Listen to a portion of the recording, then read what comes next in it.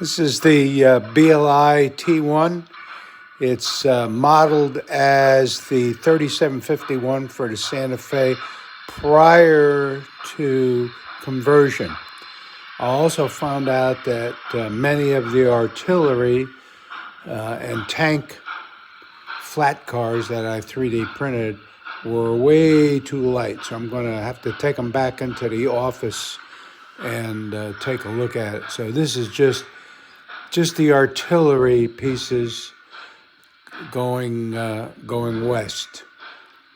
So this is the BLI T1, and it's a pretty good engine.